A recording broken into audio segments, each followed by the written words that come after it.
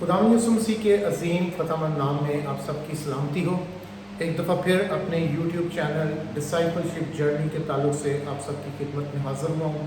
خداوند کا شکر کرتا ہوں آپ سب کے سارے سپورٹ کے لیے، تعاون کے لیے، اور سب سے بڑھ کر اس بات کے لیے کہ خدا کسی نہ کسی ذرائع سے، کسی نہ کسی وسیلے سے مجھے استعمال کر رہا ہے کہ میں اس کی خدمت، اس کے جلال کے لیے اپنی جو کاوشیں ہیں وہ آپ لوگوں کے ساتھ شیئر کر سکوں۔ خداوند کا شکر ہے ان ساری خوبصورت باتوں کے لیے، اس کے کلام کے لیے جو آج بھی ہمیں آزادی، خوشحالی، بحالی اور ہمارے بندھنوں اور جوؤں کو توڑنے کے لیے موجود ہے۔ ہمیں یہ بات ایک حقیقت ہے کہ جب ہم اس دنیا میں پیدا ہوتے ہیں اور جب سے یہ دنیا تخلیق ہوئی ہے، دو پرسنالٹیز آپس میں آمنے سامنے ایک دوسرے کے ساتھ کھڑی ہیں، ایک خدا اور دوسرا ابلیس، شیطان، لوسیفر یا اس جہان کا خدا۔ مختلف ناموں سے اس کو پکارا گیا ہے، اور یہ آپس میں ایک ایسی جنگ میں شامل ہے جو انسان کے وجود کے بعد ہمیں نظر آتی ہے۔ پہلی اس کی اپنی، اس کا باغیانہ رویہ، اس کی نافرمانی جو اس نے کی، اور اس کے بعد ہم کلام مقدس میں سے پڑھتے ہیں کہ فالن اینجلز اس کے ساتھ پھینکے گئے اور ایک دنیا تخلیق ہوئی۔ لیکن جب بنی نوع انسان اس دنیا میں آیا، جس کو پیدا کرنے کا اور جس کو تخلیق کرنے کا واحد مقصد یہ تھا کہ خدا اپنے آرام کے وقت میں ان کے ساتھ رفاقت رکھ سکے، لیکن ابلیس کو، شیطان کو یہ بات اچھی نہیں لگی، اور پھر اس پہ پہلے بھی ہم بات کر چکے ہیں کہ کس طرح گناہ جو ہے وہ اس زمین میں انٹر ہوا۔ ہمیں آج تھوڑی دیر کے لیے ہم جس بات پر غور کریں گے اور جن باتوں کو ہم سیکھنے کی کوشش کریں گے کہ کس طرح ابلیس یا شیطان یہ کس طرح ایک خوبصورت دنیا ہمارے سامنے کریٹ کرتا ہے جس کو ہم سمجھ یہی رہے ہوتے ہیں کہ وہ خدا کی طرف سے ہے۔ پہلی بات، پیدائش کی کتاب اور اس کے دوسرے باب میں ہمیں باغ عدن کا ذکر ملتا ہے۔ اب عدن کے جو لغوی معنی ہے وہ ہے پیراڈائز، فردوس، ایک ایسی جگہ جو خوشی کے لیے ہو۔ اور اس کے بعد جب وہ وہاں سے نکالے جاتے ہیں، اور اس کے بعد ان کی پہلی اولاد پیدا ہوتی ہے، قائن، اور پھر حابل، اور یہ ساری داستان جو ہے، یہ سارا واقعہ جو ہے، یہ آپ سب کو بہت اچھی طرح آپ کے علم میں ہے، آپ اس سے واقف ہیں کہ کس طرح قائن جو ہے وہ حابل کو قتل کر دیتا ہے، اور پھر جب وہ بھاگتا ہے تو پہلا انسانی لفظ ہمیں نظر آتا ہے کہ وہ کس جگہ پر جاتا ہے، نوت کے علاقہ میں۔ وہ ہمیں نوت کے علاقہ میں جاتے ہوئے نظر آتا ہے، اور یہ حوالہ جو ہے یہ پیدائش چوتھے باب کی 16ویں آیت میں ہمیں نظر آتا ہے۔ خدا نے جو نام دیا وہ عدن، جو خوشی کے، پھلدار ہونے کے، پھر دوست کے معنی رکھتا ہے، اور انسان نے جو نام پہلا نوح، جس کے معنی ہے آوارہ، چیزیں دونوں اس زمین پر تخلیق ہوئی، چیزیں دونوں ہمیں اس زمین پر نظر آئی، لیکن ان کے معنی علیحدہ علیحدہ تھے، کیونکہ یہ خدا کی طرف سے تھا اور یہ شیطان کی طرف سے۔ آج ہمارے لیے ان چیزوں کو جاننا اور سمجھنا بہت ضروری ہے۔ ہم بہت ساری چیزوں کو ایز اٹ از لے رہے ہوتے ہیں کہ وہ شاید خدا کی طرف سے ہیں، لیکن بیسکلی وہ شاید شیطان کی طرف سے ہیں۔ ہم مزید اس کی گہرائی میں اترتے ہیں اور دیکھتے ہیں، اور اس کے ایسی خوبصورت باتیں ہمیں نظر آئیں گی کہ کس طرح ابلیس جو ہے وہ ہمیں ایک علیحدہ ہی دنیا کریٹ کر کے دیتا ہے۔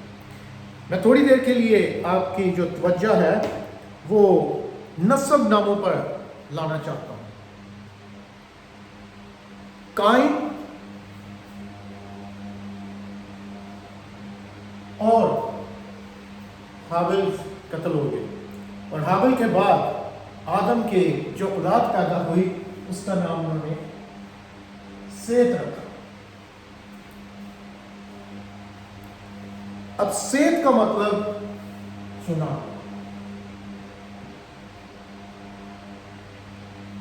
चुना हुआ, अपॉइंटेड वन। और हाबिल का जो मतलब है वो तेज तरार, कारीगर जिसे कहते हैं, तेज तरार, तेज। अब इनके अगर हम नस्ल नामों को देखना शुरू करें, हनूक, काइन से हनूक पैदा हुआ, हनूक से एदार पैदा होता है, मेहुएल,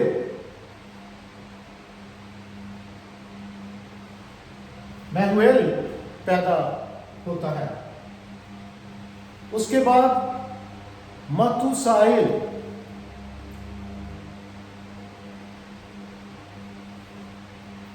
नजर आता है, और फिर लमक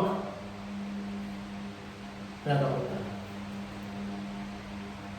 आप कहेंगे कि ये नाम या नस्ल नामे हम अक्सर जब कलाम मुकद्दस पढ़ते हैं, मुझे याद है कि इवन जब हम बच्चे थे और क्रिसमस सीज़न आता था तो हम यीशु मसीह की पैदाइश पे जब कोई टैबलो करते थे तो मत्ती पहले बाब की पहली 17 आयत निकाल देते कि ये यीशु मसीह का नस्ल नामा, इससे हमें क्या लेना देना। लेकिन इन नस्ब नामों की एक बहुत ताकत है। अज़रा की किताब का अगर आप मुताला करें तो उसका कंट्रीब्यूशन ये है कि उसने नस्ब नामे सीधे किए। नहमिया ने फसील तैयार की, नस्ब नामों की पुरानी कुतुब इकट्ठी की, और फिर अज़रा ने उस पर वर्किंग की, क्योंकि ये तमाम नाम अहमियत रखते हैं। हम अक्सर इन हिस्सों को छोड़ देते हैं। अगर तवारीख की किताब में हमें नस्ब नामे नजर आते हैं तो हम उनको छोड़ते हैं। अज़रा की किताब मेरा ख्याल है कि बहुत थोड़े लोगों में से हमने पढ़ी होगी, क्योंकि उसमें नाम ही नाम है। अच्छा जी, इससे ये पैदा हुआ, इससे ये, अच्छा हमें क्या लगे जी, हमें तो मोटी मोटी बातें जानने की ज़रूरत है, बस जो सरसरी सी नज़र आ रही हैं, जो इजी या कोई स्टोरी की तरह हमें नज़र आती है। लेकिन इसके पीछे जो गहराई छुपी है हमने कभी उस पर गौर नहीं किया।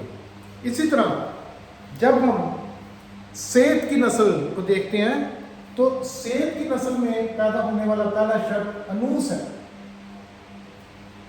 अनूस से किरान, किरान के बाद महलेल,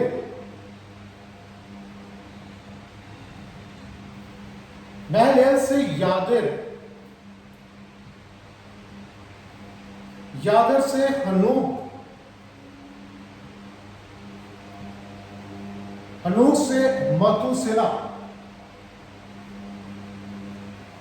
मतुसला से लमक, और लमक से नूह।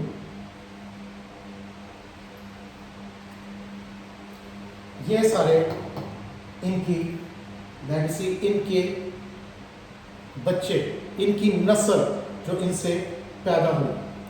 अब काइन का जो बेटा हनूक उससे पैदा होता है, उसका मतलब है तरबियत याफ्ता।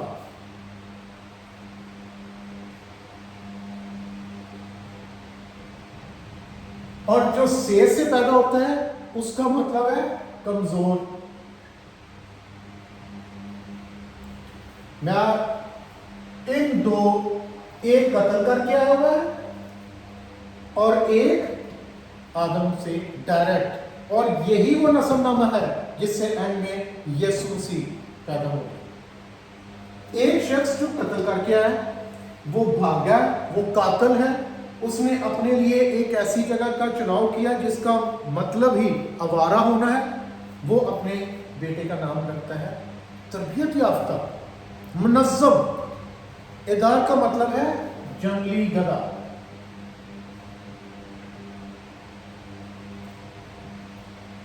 और इसको हिब्रू ही जुबान में अगर मजीद हम देखें तो ये अज़दहा को भी शो करता है। اس کا مطلب ازدہا بھی بنتا ہے. محویل خدا کی طرف سے مٹانا. محویل کا مطلب ہے خدا کی طرف سے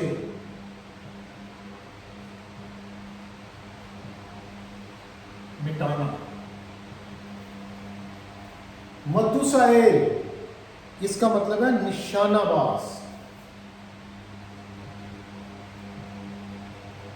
یا تلوار باز.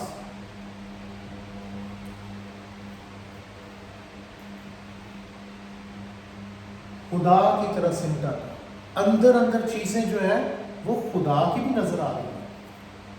تربیت یافتہ منظم ہونا, بڑا زبردست انسان ہونا. اور نسل کس کی ہے؟ ایک ایسے شخص کی جو قتل کر کے آئے. اور دوسری طرف ایک ایسا شخص جو سیدھی لائف گزارا ہے, اس کا پہلا بیٹا جو پیدا ہوتا ہے اس کو مطلب ہوتا ہے کمزور. دوسرا کنعان جب پیدا ہوتا ہے تو وہ کہتا ہے یہ میرا حاصل ہے. اس کا مطلب ہے خدا کی تعریف, جسے ہم پریز دا لارڈ بھی کہتے ہیں.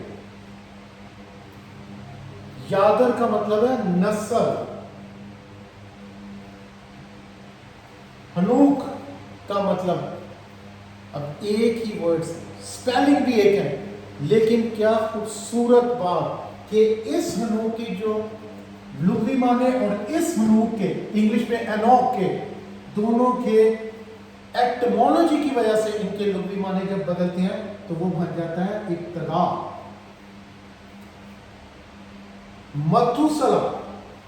متوسائے تھوڑا سا فرق کے ساتھ ابلیس ایک ایسی دنیا دے رہا ہے کہ آپ کو سمجھنا ہی مشکل ہو رہا ہے کہ یار ایک جیسے نام ہی ہے, آلموسٹ ان کی پروناؤنسیشن ایک جیسی ہے, لیکن ان کے معنی فرق ہیں.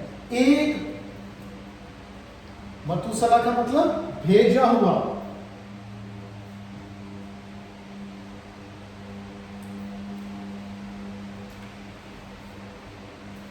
یہاں متوسائل نشانہ باز. یہاں اسی سے ملتا جلتا ورڈ متوسلا, اس کا مطلب بھیجا ہوا.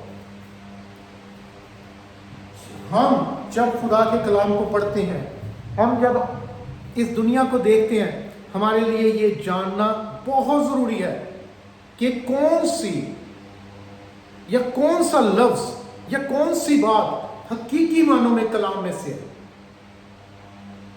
اور کیا وہ چیز جو میرے سامنے ڈیزائن کی جا رہی ہے, جو چیز مجھے بتائی جا رہی ہے, کیا وہ واقعی خدا کی طرف سے بھی ہے یا وہ ابلیس کی طرف سے ہے, کیونکہ اسے بھی اس جہان کا خدا کہا گیا ہے. اور یہ آپ دیکھیں کہ یہ اس کی نسل میں سے نکلنے والے لوگ ہیں. لمک پہ میں نے آ کے اس لیے روکا کہ اب یہاں لمک جو ہے اس کا معنی ہے جنگلی آدمی. اور جب آپ پیدائش اس کے چوتھے باب میں پڑھیں گے تو آپ کو پتہ چلے گا یہ پہلا شخص ہے جو پولی گیامس تھا, جس نے ایک سے زیادہ شادیاں کی. لیکن یہاں جب آپ نمک کو پڑھیں گے تو وہاں پر اس کے معنی بن جاتے ہیں مضبوط انسان کے. اور چونکہ نوح کا طوفان اور نوح کی ساری باتیں, تو نوح کا لغوی معنی ہے آرام. اس میں اگر آپ دیکھیں ہنوک, متوسلا, لمک, یہ ایسے, اور محیوائل اور محیل خدا کی طرف سے مٹانا اور خدا کی تعریف کرنا.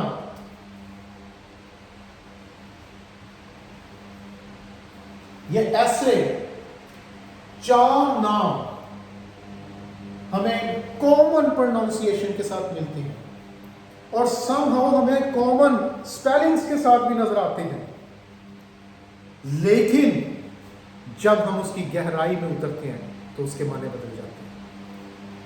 خدا کا کلام ہمیشہ سے یہ چاہتا ہے کہ ہم گہرائی میں اتریں. अगर हम गहराई में नहीं उतरेंगे और हम सतही बातों पर रहेंगे तो अजीजों हम कलाम को नहीं समझ पाएंगे। ये नस्ब नामे, ये नस्ल दर नस्ल उन लोगों के नाम लिखने की वजह यही है कि हमें पता चले कि कौन सा लफ्ज बरकत के साथ है और कौन सा लफ्ज लानत के साथ है। खुदावंद आप सबको आज के इस थॉट के साथ बरकत दे और हमें फजल बख्शे कि हम और ज़्यादा गहरे तौर पर खुदावंद के कलाम को सीखने वाले बन सकें, जानने वाले बन सकें। खुदावंद आपको बरकत दे। Thank you. आप सबसे रिक्वेस्ट है कि आप अगर ये वीडियो देखते हैं और आपको अगर इसमें कोई कमी नज़र आती है या आप इसको बेहतर चाहते हैं कि बेहतर किया जाए या आप किसी मज़ीद टॉपिक के रिगार्डिंग कोई बात करना चाहते हैं तो कमेंट सेक्शन में ज़रूर बताएं। मुझे अच्छा लगेगा क्योंकि आपके अल्फाज जो हैं वो मेरी इंकरेजमेंट है। और मज़ीद सब्सक्राइबर बढ़ाने में मेरी मदद करें और लाइक करें और शेयर करें। God bless you. खुदा आपको बरकत।